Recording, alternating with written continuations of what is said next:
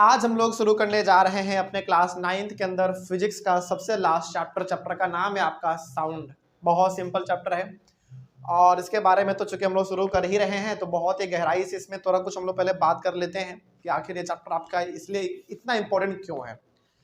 सबसे पहले बात तो आपके क्लास 9th में फिजिक्स के अंदर 5 चैप्टर है आपका, जिसमें से 4 हम लोगों ने कंप्लीट कर लिया। पहला मोशन, दूसरा force and laws of motion, तीसरा ग्रेविटेशन और चौथा वर्क एंड एनर्जी। ये 4 हम लोगों ने फिजिक्स के अंदर चैप्टर खत्म किया और आज हमारा फिजिक्स का सबसे आखिरी चैप्टर हम लोग स्टार्ट करने वाले हैं। चैप्टर का नाम आपका साउंड है, ठीक है। इस चैप्टर का सबसे बड़ा खूबी ये है कि आपने मोशन चैप्टर में भी न्यूमेरिकल खूब बनाया है, force and laws of motion में भी बनाया, ग्रेविटेशन में भी बनाया, वर्क एंड एनर्जी में भी बनाया। साउंड चैप्टर में भी आपको न्यूमेरिकल मिलेगा लेकिन बहुत कम। तो इस चैप्टर का सबसे बड़ा बेनिफिट आपके लिए ये होने वाला है कि इसमें फॉर्मूला पहला बात बहुत कम है, 1-2 फॉर्मूला केवल आपको मिलेगा, वो भी बहुत छोटा सा मिलेगा। ये हो गया हमारा। और उससे सवाल भी हमारे बहुत ही छोटे छोटे आते हैं, मतलब न्यूमेरिकल इसमें आपको बहुत ही कम देखने को मिलेगा, यही इसका सबसे बड़ा एडवांटेज है। अब फिर सवाल है कि सर इस चैप्टर में फिर ज्यादा ध्यान किस पे देना है। इसमें ना आपको न्यूमेरिकल पे ध्यान कम और थ्योरी पे ध्यान ज्यादा देना है, क्योंकि इसमें बहुत सारी चीजें ऐसे हैं जिसको कि केवल आपको देख के समझना पड़ेगा। कुछ चीजें हैं जो कि आपको आसानी से सुन के समझ में आ जाएगा, कुछ ऐसी चीजें हैं जिनको कि डायग्राम भी हम लोग यहाँ पे बनाते चलेंगे तो उसको आप देखेंगे आराम से समझ जाएंगे। तो कहने का मोटा मोटी मतलब यह है कि यह चैप्टर आपका साउंड बहुत ही ज्यादा सिंपल होने वाला है, ठीक है। चलिए शुरू करते हैं। हालांकि क्लास 8 में जो आपने साउंड चैप्टर पढ़ा था, हमको याद है क्लास 8 में साउंड चैप्टर था, वो साउंड चैप्टर ना बहुत ही बेसिक लेवल का था, मतलब एक तरीके से उसमें आपने कुछ नहीं पढ़ा। हालांकि जो क्लास 8 में आपने पढ़ा था वो एक तरीके से यहाँ पे ना कुछ है ही नहीं। तो यहाँ पे जो आप पढ़ने वाले हैं क्लास 9th के अंदर साउंड को जो पढ़ने वाले हैं, ये थोड़ा सा लेवल हमारा ऊपर का होगा, है ना। इसमें अलग अलग टर्म हम लोग समझेंगे, वेव समझेंगे, अलग अलग प्रकार के मीडियम के बारे में जानेंगे। इसमें ये जानेंगे कि आखिर सॉलिड, लिक्विड और गैस में किस तरीके से साउंड ट्रेवल करता है, वेव क्या होता है, लॉन्गिट्यूडनल वेव क्या होता है, वेवलेंथ क्या होता है, एम्पलीट्यूड क्या होता है, पिच क्या होता है। इन तमाम प्रकार के वर्ड के बारे में हम लोग इस चैप्टर के अंदर सीखने वाले हैं और जानने वाले हैं। चलिए शुरू करते हैं। साउंड आज का हमारा चैप्टर है, बहुत ही सिंपल है, तो इसको ध्यान से केवल आज हम लोग सुनते चलेंगे। और आज का क्लास बेसिकली आप कह सकते हैं कि इंट्रोडक्शन क्लास है हमारा, ठीक है। बहुत ही सिंपल बातें आज हमको बताएंगे आपको हम, और फिर आने वाले क्लास में हम लोग अपना चैप्टर को आगे बढ़ाते चलेंगे, तो नए नए कॉन्सेप्ट भी हम लोग इसमें समझते हुए चलेंगे। सबसे पहले तो हम लोग इसके डेफिनेशन को समझ लेते हैं कि आखिर साउंड है तो उसका डेफिनेशन क्या है, किसको कहेंगे साउंड। देखा जाए, sound is a form of energy which produces a sensation of hearing in our ears. हम आपको ये कहेंगे कि साउंड के डेफिनेशन पे जाने से पहले आप क्लास 8 के लाइट के डेफिनेशन को याद करो। क्या वो भी कुछ ऐसा ही मिलता जुलता था क्या? बिल्कुल। जहां पे हियरिंग लिखा हुआ है, यहां पे क्या हियरिंग, वहां पे क्या लिखा हुआ था? विजन। यानी कि आप क्लास 8 के लाइट के डेफिनेशन को यदि आप याद करेंगे तो वो कुछ इस प्रकार का है। Light is a form of energy which produces a sensation of vision in our eyes. यहां पे हो जाएगा। तो डेफिनेशन दोनों लगभग सेम है, लाइट बोलो या साउंड बोलो, बस जहां पे लाइट था उसको वहां से हटाना है और डाल देना है साउंड। और यहाँ पे हियरिंग है, वहां पे क्या डाल देना है? विजन डाल देना है। तो हम आपको यहाँ पे रिलेट इसलिए करवा रहे हैं ताकि आपको चलते फिरते दोनों डेफिनेशन याद हो जाए। हालांकि चैप्टर में आपको लाइट का कोई काम नहीं है, लेकिन फिर भी जो आपने क्लास 8 में पढ़ा था वही डेफिनेशन हमने सेम टू सेम यहाँ पे लिखा है, बस थोड़ा सा बदल दिया हमने। लाइट के जगह पे साउंड कर दिया है, विजन के जगह पे हमने हियरिंग कर लिया है। तो अब थोड़ा सा बात करते हैं कि आखिर ये हमारा साउंड है क्या। देखिए, आप तमाम प्रकार के एनर्जी के बारे में जानते हैं, जैसे पिछले वाला चैप्टर ही हमारा वही था, वर्क एनर्जी। उसके अंदर आपने काइनेटिक एनर्जी देखा, पोटेंशियल एनर्जी देखा, आपने मैकेनिकल एनर्जी देखा, तमाम प्रकार के एनर्जी के बारे में आपने देखा। उसी प्रकार से हम लोग जानते हैं कि हीट भी एक हमारा एनर्जी ही होता है, लाइट भी हमारा एक एनर्जी ही होता है। उसी प्रकार से साउंड भी हमारा एक एनर्जी ही है। लाइट क्या करता था आपको?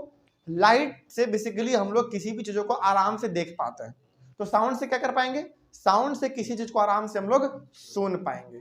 तो आपका लाइट हो गया, साउंड हो गया, हीट हो गया, काइनेटिक एनर्जी हो गया, ये सब क्या है? आपका एनर्जी ही है और इसमें कोई बड़ी बात नहीं है। तो साउंड भी हमारा क्या एक प्रकार का एनर्जी है, जैसे काइनेटिक एनर्जी था, पोटेंशियल एनर्जी था, मैकेनिकल एनर्जी है, लाइट एनर्जी है, हीट एनर्जी है, सोलर एनर्जी है, विंड एनर्जी है, ये सब एनर्जी का टाइप है। उसी प्रकार से हमारा एक टाइप एनर्जी का और है जो कि हमारा है साउंड एनर्जी। तो साउंड भी हमारा एक तरीके से एनर्जी ही है, जो क्या करता है, हमारे कानों में एक सेंसेशन प्रोड्यूस करता है। सेंसेशन का मतलब होता है कंपन। कंपन मतलब हमारे कानों में जैसे कुछ चीजें आते हैं आवाज वाला, उसको हम लोग आराम से सेंस कर लेते हैं। सेंस मतलब महसूस कर लेते हैं, और हमारा ब्रेन उसको इंटरप्रेट कर लेता है किस तौर पे, एक साउंड के तौर पे, एक आवाज के तौर पे। जैसे हम अभी आपके सामने कुछ बोल रहे हैं, मेरा बोला हुआ बोली केवल आपके कान तक जा रहा है, लेकिन उसको सेंस कौन कर रहा है, उसको ये बता कौन रहा है कि हाँ हम ये बोल रहे हैं, आपको ब्रेन। तो यहाँ पे हमारे ब्रेन का बहुत बड़ा रोल है, लाइट में भी, साउंड में भी। किसी चीज को, जैसे हमने यहाँ पे चोटी काटा, तो ये हमको चोटी काटा ये महसूस क्यों हो पाया, क्योंकि हमारे ब्रेन ने उसको इंटरप्रेट किया, सेंस किया, समझा उसको। तो वही बात यहाँ पे कहा गया है कि साउंड एक प्रकार का हमारा एनर्जी है, जो हमारे कानों में एक सेंसेशन प्रोड्यूस करता है, कंपन प्रोड्यूस करता है, एक मीडियम क्रिएट कर देता है, जिसके वजह से हम लोग किसी भी चीज को हियर कर पाते हैं, यानी कि सुन पाते हैं।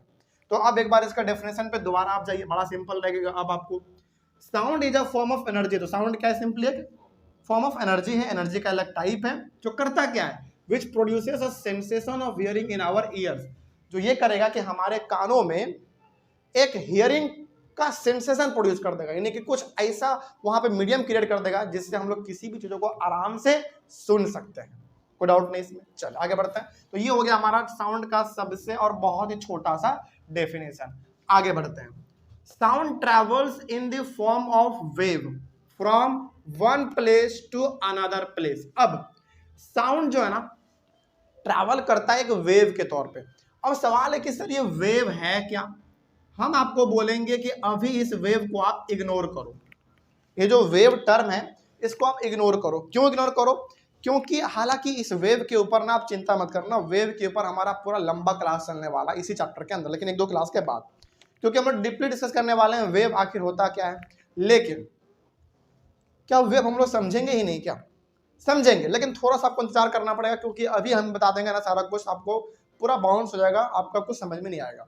तो सबसे पहले वेव को अभी आप इग्नोर करो, वेव को फिलहाल अभी इस तौर पे आप समझो। चलिए वेव को ना सिंपली आप इतना याद रखो अभी बस, हालांकि इसके बारे में हम लोग और बात करेंगे, डीपली बात करेंगे। वेव क्या है, बड़ा सिंपल तरीके से ऐसे समझो, समझेगा, ठीक है? आप इमेजिन करना, थोड़ा सा हम जो अभी आपको बोलते चलेंगे और आप लोग भी थोड़ा सा इमेजिन करना, अपने माइंड में वो चीज क्रिएट करना जो हम अभी बोलेंगे आपको, ठीक है? इमेजिन कीजिए कि आपके सामने एक तालाब है। तालाब मतलब शांत पानी होता है, बहुत शांत पानी, नदी में पानी बहता रहता है, लेकिन तालाब का पानी तो बिल्कुल शांत रहता है। पॉन्ड है आपके सामने, बिल्कुल शांत पानी है, उसमें जरा सा भी पानी में हलचल नहीं है। आपने क्या किया, एक पत्थर उठाया, इस प्रकार का कुछ पत्थर आपने उठाया और आपने जोर से उस तालाब के बीच में इस पत्थर को ऐसे फेंक दिया। आप फील करना इस चीज को, आपको पता चलेगा कि आखिर वेव होता क्या है, और एक्चुअली में हमारा वेव यही होता है। हालांकि इसके बारे में और बात करेंगे, लेकिन अभी फिलहाल आप वेव को किस तौर पे ध्यान में रखेंगे, जो भी बता रहे हैं उसको। तालाब था, पानी बिल्कुल शांत था, आपने एक पत्थर उठाया और आपने उस पत्थर को तालाब के बीच में से फेंक दिया। क्या उस तालाब के पानी में हलचल प्रोड्यूस होगा? बिल्कुल होगा। और यदि आपने कभी इस चीज को प्रैक्टिकली किया होगा तो आप ये फील कर पा रहे होंगे कि पानी का मूवमेंट कुछ इस तरीके का होगा। बिल्कुल सही, बिल्कुल सही होता है।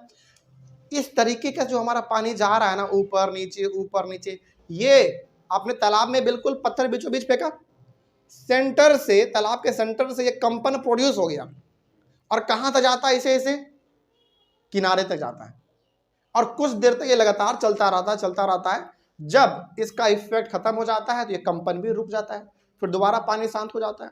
तो इस प्रकार का जो आपने मूवमेंट देखा, इसी को हम लोग कहते हैं वेव, सिंपल सा। हालांकि हमने आपको फिर से कहा कि वेव के बारे में हम लोग और डीपली डिस्कस करेंगे, लेकिन फिलहाल अभी आप वेव को कुछ ऐसा ही समझो, कुछ इस प्रकार का। ऐसा आपने कंपन देखा होगा, पानी में ऐसा होता है, ठीक है? यही हमारा वेव है। तो साउंड जो ट्रैवल होता है, यानी कि साउंड एक जगह से दूसरे जगह जाता है, तो वो किस फॉर्म में जाएगा? वेव के फॉर्म में जाएगा। इसका मतलब कि कुछ इस तरीके से वो जाता है। बात सुन में आ रही है? जैसे अभी हम बोल रहे हैं, आप सुन पा रहे हैं, तो मेरे द्वारा जो बोला गया शब्द है वो आपके कानों तक किस फॉर्म में पहुंच रहा होगा? वेव के फॉर्म में, इस फॉर्म में पहुंच रहा होगा। और वाकई में ऐसा ही होता है, जिसको हम लोग अपने आने वाले क्लास में डीपली डिस्कस करने वाले हैं। ठीक है, तो वही बात यहाँ पे कहा गया था कि sound travels in the form of wave from one place to another place. तो साउंड किस फॉर्म में ट्रेवल करता है? एक जगह से दूसरी जगह कैसे जाएगा? वो वेव के फॉर्म में जाएगा, यानी कि कुछ इस तरीके से वो जाता है। और हम जो बोल रहे हैं आपके कानों तक आ रहा है ये आवाज, इसी फॉर्म में आ रहा है। ठीक है, तो ये साउंड के बारे में 2 पॉइंट हो गया, जिसमें आपने पहला देखा कि साउंड का डेफिनेशन क्या है, और दूसरा आपने देखा कि साउंड किस तरीके से ट्रैवल करता है, वेव के फॉर्म में ट्रैवल करता है। हालांकि इसके बारे में आप घबराना मत, क्योंकि इसके बारे में हम लोग और बात करने वाले हैं। लेकिन वेव क्या होता है कुछ समझ में आ गया ना? चलिए आगे बढ़ते हैं। ये हमारा था। अब आ जाते हैं चूंकि हम लोग अपने एनसीईआरटी के अकॉर्डिंग चल रहे हैं, तो एनसीईआरटी का सबसे पहला टॉपिक आपका प्रोडक्शन ऑफ साउंड। आखिर साउंड प्रोड्यूस कैसे होता है? हालांकि आपको पता है, इसमें ना एक इंटरेस्टिंग फैक्ट आपको बताते हैं। हालांकि चलो इसी में बता देंगे, लेकिन यहां तक तो कोई दिक्कत नहीं है। प्रोडक्शन ऑफ साउंड का मतलब हो गया कि आखिर साउंड प्रोड्यूस कैसे होता है। कोई चीज का आवाज हमारे कानों तक आ रहा है, तो वो आवाज क्रिएट कैसे हुआ। जैसे मान लीजिए कि ये रूम हमारा पूरा शांत रहता, तो क्या मेरे कान में कुछ आवाज आता?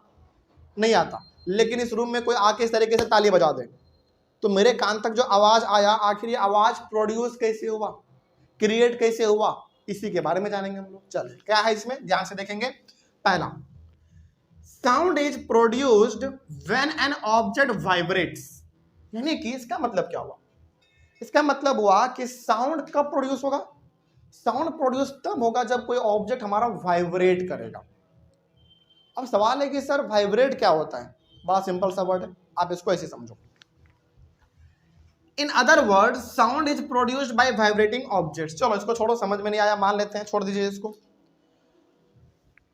आप इमेजिन कीजिए अपने स्कूल का बेल, वो जो ऐसे बजाया जाता है वो वाला, ये बेल बजाया जाता है और उसका आवाज आपको आपके क्लासरूम तक आ जाता है।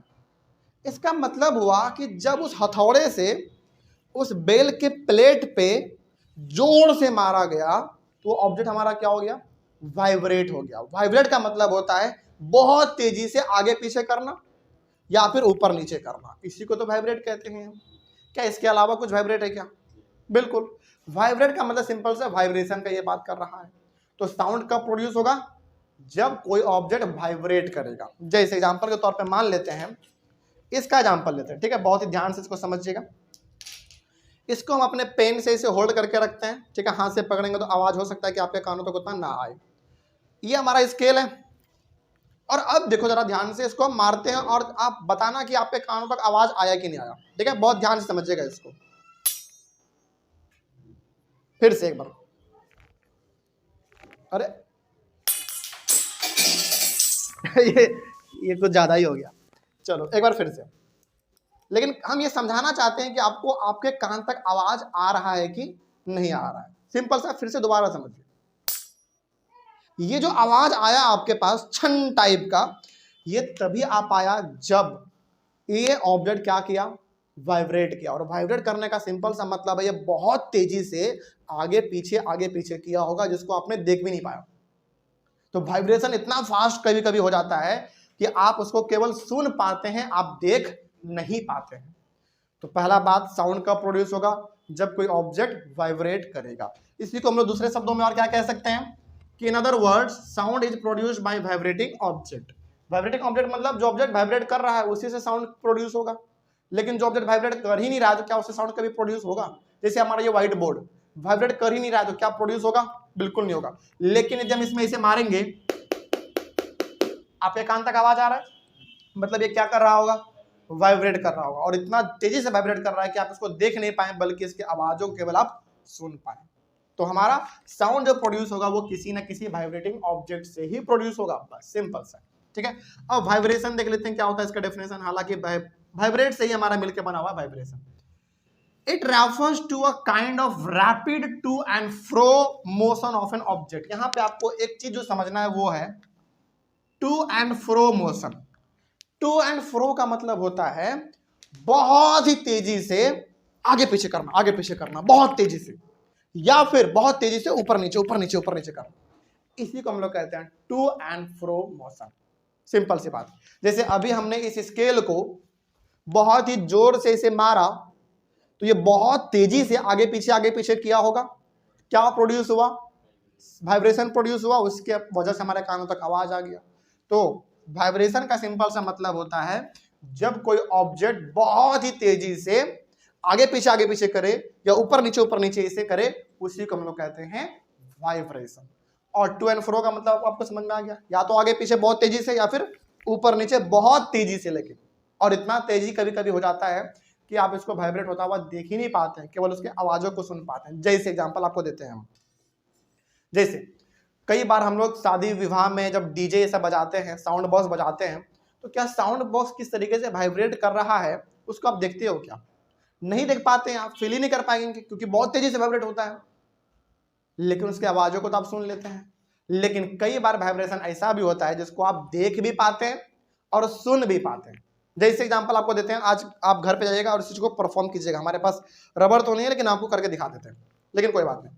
आप एक रबर लेना, मिठाई डब्बा वाला, ऐसे खींचना, एक तरफ बांध देना, इधर इधर ऐसे करना, इसको ऐसे करना, छोड़ना, बहुत तेजी से वन का आवाज निकलता है ना।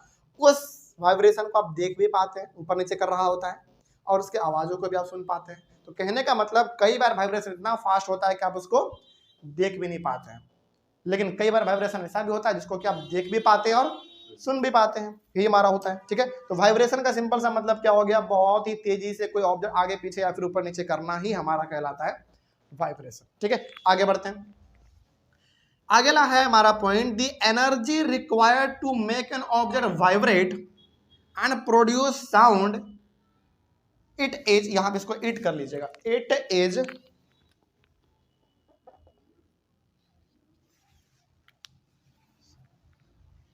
it is provided by some outside sources like our hand, wind, etc.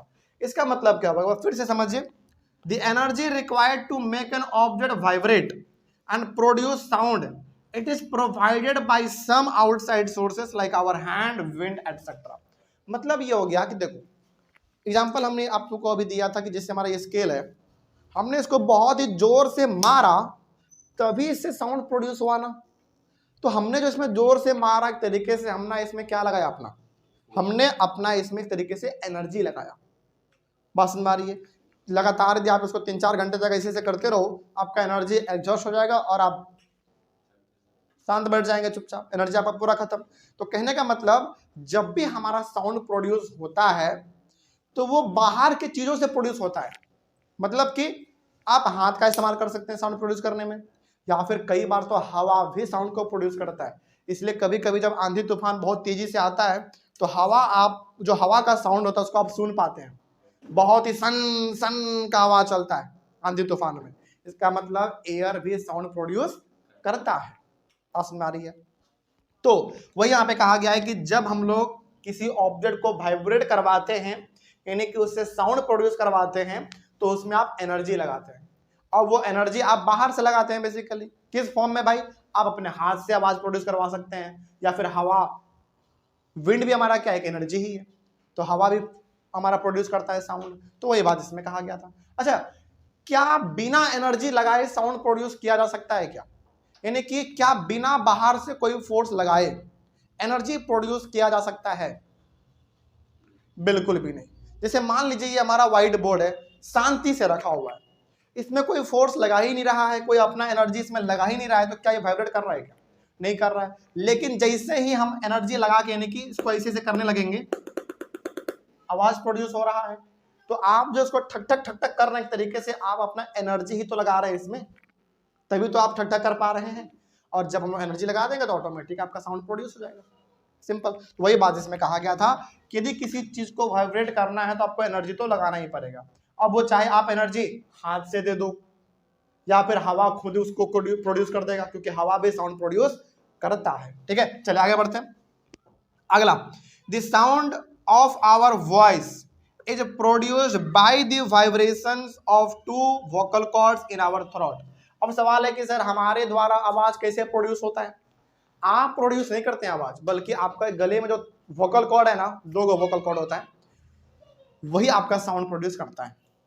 Human being में कौन, ये आपका वोकल कॉर्ड जो कि हमारे थ्रोट में यानी कि गले में होता है, वही आपका साउंड प्रोड्यूस करता है, कोई दिक्कत नहीं इसमें।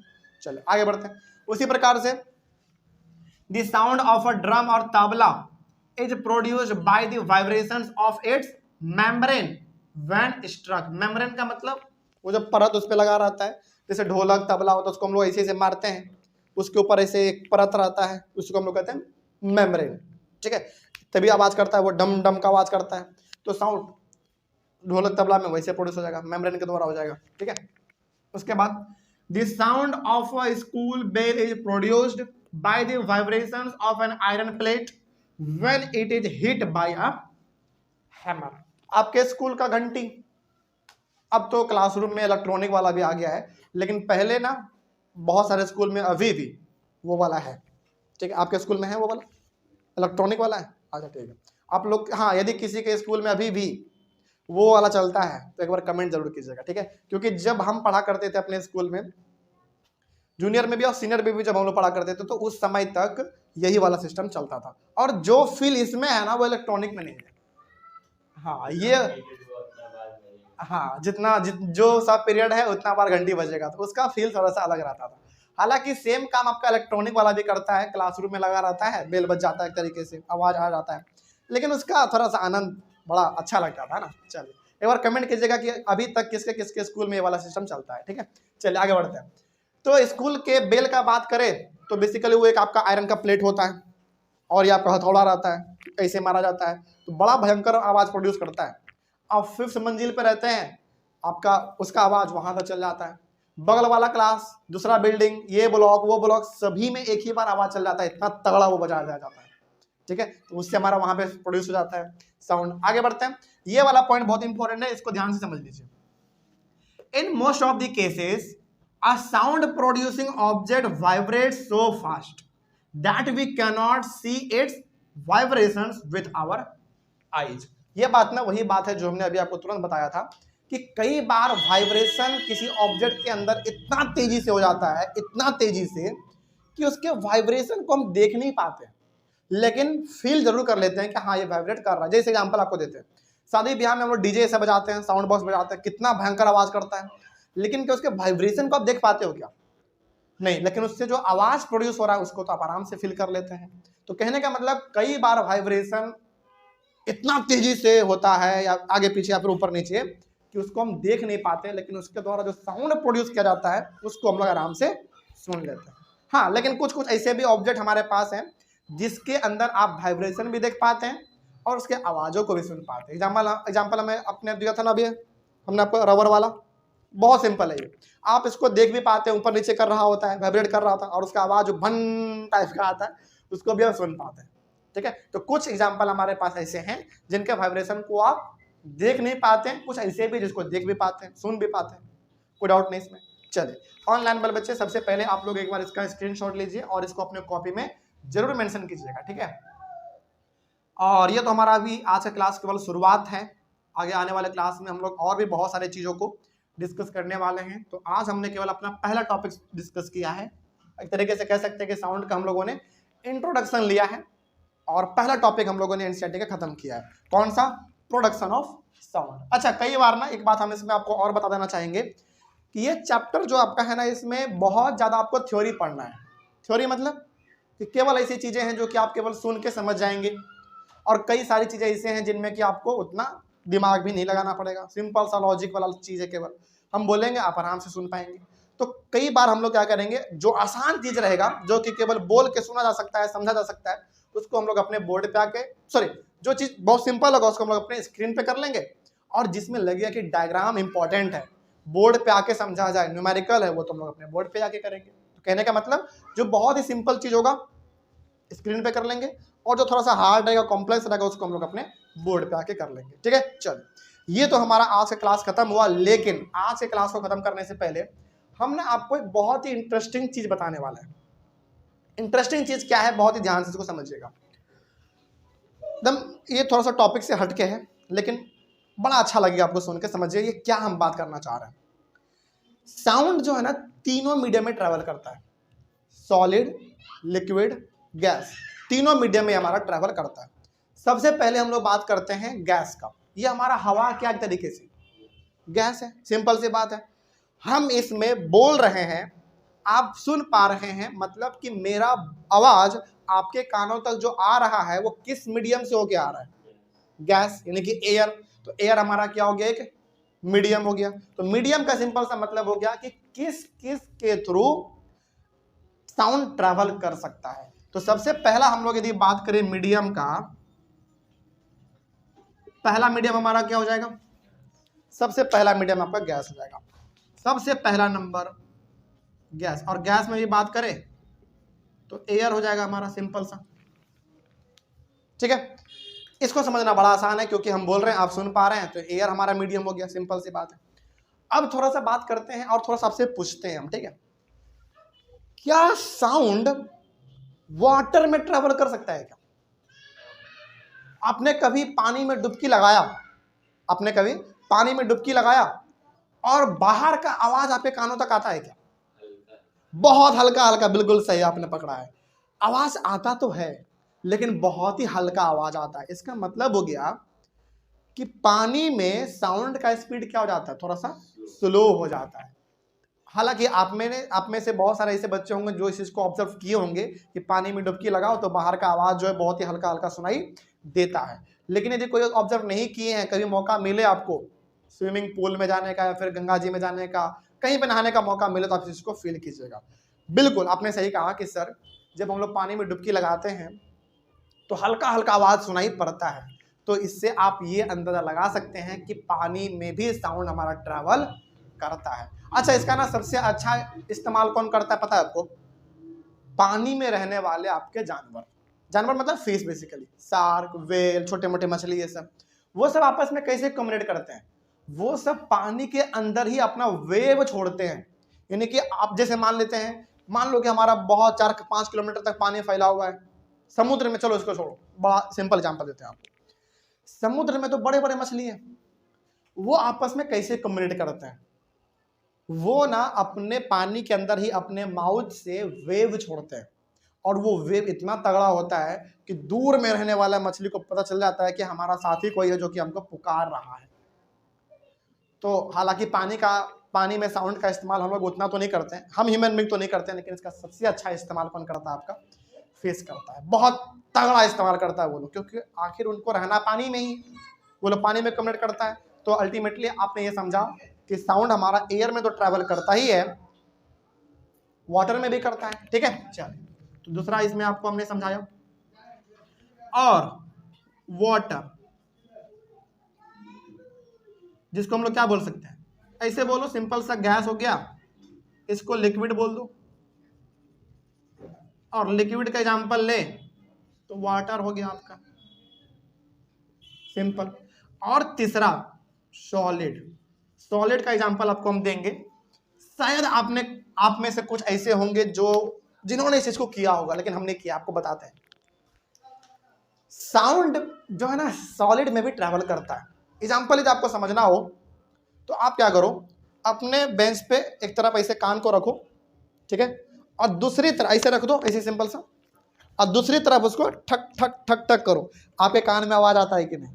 इसका मतलब आप क्या बोल सकते हैं? इसका मतलब आप बोल सकते हैं कि साउंड हमारा सॉलिड मीडियम में भी ट्रैवल करता है। हाँ, या फिर दीवार में ऐसे अपना कान रखो ऐसे, और उधर से कोई मारता है, ठक ठक ठक ठक आवाज आता है, तो ये आपका क्या है? सॉलिड तो है। तो सबसे अच्छा जो आपको समझना था इसमें वो सॉलिड वाला है। हालांकि इसका एग्जांपल आपको देंगे हम। तो पहले समझ गए कि सॉलिड में भी हमारा साउंड ट्रैवल करता है। चलिए इसका ना एग्जांपल आपको देते हैं। हालांकि अब तो हमारे पास गूगल मैप है, हमारे पास अलग अलग ऐप हैं व्हीकल के, जहाँ से हम लोग घर बैठे देख लेते हैं कि कौन सा गाड़ी कहाँ पे है, कौन सा ट्रेन कहाँ पे, वहाँ से खुला कि नहीं खुला। लेकिन आज से 20 साल 25 साल पहले जिनके पास मोबाइल फोन, जब हमारे पास इतना टेक्नोलॉजी बेसिकली नहीं था, तो हम लोग कैसे पता करते थे? हालांकि एक तरीका जो हमने किया है और हमने देखा भी उस चीज को, खुद हमने किया है, वो आपको बताते हैं। पहले ना हम लोग क्या करते थे, स्टेशन पहुंचते थे और ट्रेन कितने दूर पे है ये हम लोग पता करने के लिए क्या करते थे, ट्रेन की पटरी पे अपना कान ऐसे सटाते थे। आपको आज बड़ा ये चीज मजाक लग रहा होगा, लेकिन आपके घर में यदि कोई बड़े बुजुर्ग हैं आपके दादा दादी नाना नानी कोई भी बड़े लोग हैं जो कि थोड़ा बहुत गांव वाले जीवन को जिए हैं, उनसे कभी आप आज जाके पूछिएगा। आपका ये टास्क रहा, होमवर्क रहा कि दादा दादी या फिर नाना नाना जो भी है, क्या आपने कभी भी ट्रेन का पता ऐसे लगाया है पटरी में कान लगा के कि कितना दूर में है? और इसमें होता क्या था ना, बेसिकली बताते हैं। हम लोग स्टेशन पे पहुंच गए और ट्रेन अभी तक आया नहीं है, तो कैसे पता लगाते थे कितने दूर में है? बड़े लोग उस समय पे ना अनुभवी होते थे, अपना कान ट्रेन के पटरी में से सटाते थे और घरघराहट का आवाज ट्रेन की पटरी में आता था। उसी से वो पता कर लेते थे कि ट्रेन नजदीक में है या बहुत ही दूर में है। बहुत दूर में होगा जरा सा भी घरघराहट इसमें नहीं आएगा, थोड़ा सा नजदीक में होगा तो घर घर का आवाज इसमें आपको दिख जाएगा, क्योंकि साउंड बहुत अच्छा ट्रैवल करता है सॉलिड में, बहुत तगड़ा। तो हम लोग पहले पता कैसे करते थे? ट्रेन की पटरी में से कान सटाते थे और ये आवाज आ रहा है तो समझ जाओ कि ट्रेन नजदीक में दिख नहीं रहा है, भले दिख ना रहा हो लेकिन नजदीक में है, अब आने ही वाला ट्रेन है। तो ऐसे हम लोग पहले पता करते थे। हालांकि इस चीज को हमने गौर किया है और हमने ये चीज परफॉर्म भी किया है।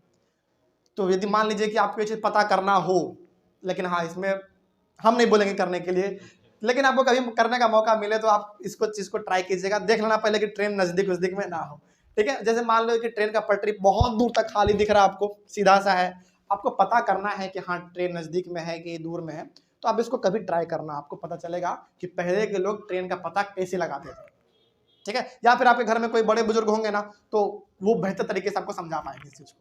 हालांकि हमने जितना ऑब्जर्व किया है, हमने जितना इसको परफॉर्म किया, हमने आपको अपनी तरफ से बताया, ठीक है। तो पहले ट्रेन का पता हम लोग ऐसे ही लगाते थे, लेकिन आज हमारे पास क्या है? ऐप है ट्रेन का, तरह तरह का ऐप आ गया, घर बैठे देख लेते हैं कहाँ है कहाँ नहीं है। तो वो जो तरीका था ना, थोड़ा सा अलग तरीका था, बड़ा मस्त था वो, उस समय पे बहुत अच्छा लगता था हम लोगों को। लेकिन अभी आप ऐसे करोगे ना, सब पागल बोलेगा आपको बिल्कुल बोल देगा, क्योंकि अब आपके पास फोन है, टेक्नोलॉजी है। तो टेक्नोलॉजी आने की वजह से बहुत सारी चीजें अच्छे भी हुए हैं, तो बहुत सारी चीजों को हमने खो दिया, जो कि पहले हम लोग करते थे। तरीका बड़ा अच्छा था लेकिन, ठीक है। चलिए, ये इस तरीके से हम लोग पहले पता लगाते थे।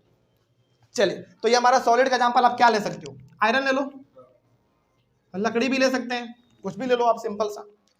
तो यहां से आपको ये पता चला आज के क्लास में कि साउंड हमारा इन तीनों मीडियम में ट्रैवल करता है, चाहे सॉलिड हो, लिक्विड हो, गैस हो, इन तीनों में ट्रैवल हमारा करेगा। चलिए, इसका स्क्रीनशॉट एक बार ले लीजिए, हालांकि ले लिए होंगे स्क्रीनशॉट। और यहाँ पे जो भी पॉइंट हम लिखेंगे ना, ऑनलाइन वाले बच्चे खास करके आप लोग, ऑफलाइन में तो नोट्स मिल जाता है, ऑनलाइन वाले बच्चे खास करके आप लोग जो भी यहाँ पे हम लिखेंगे कोशिश कीजिएगा कि इसको थोड़ा सा अपने कॉपी में नोट कर लिया जाए, क्योंकि यही सारी चीज़ें आपके नोट्स में भी है, मतलब जो आपके नोट्स में सब आपको यहाँ पे प्रोवाइड किया जा रहा है, तो आप इसको अपने नोट्स में लिख लिया कीजिएगा, बहुत ही बेस्ट रहेगा आपके शॉर्ट रिविजन के लिए, ठीक है। चलिए, तो आज का क्लास हमारा बेसिकली साउंड का इंट्रोडक्शन था। आई होप आपको समझ में आया होगा। कहीं पर कोई डाउट रहे या फिर आपको साउंड से रिलेटेड कुछ दिलचस्प बातें याद हैं कि हाँ हमने भी कुछ किया है अपने जीवन में बचपन में, या फिर हमने हाल ही फिलहाल में कुछ किया है साउंड को लेकर, तो आप एक बार जरूर बताइएगा, ठीक है, कमेंट करके। इंतजार रहेगा, क्योंकि हमने जो किया था हमने आपको एक बार बताया आपको। और ये चीज़ ना कभी आपको मौका मिले तो करिएगा, लेकिन अपने रिस्क पर, ये नहीं कि सर बोले तो इसलिए हम किए, नहीं, अपने रिस्क पे कीजिएगा और देख लीजिएगा कि ट्रेन कितना नज़दीक में है कितना दूर में है, नहीं तो फिर लेना का देना पड़ सकता है, ठीक है। चलिए, हम लोग मिलेंगे अपने अगले वाले क्लास में। Thank you very much and have a nice day.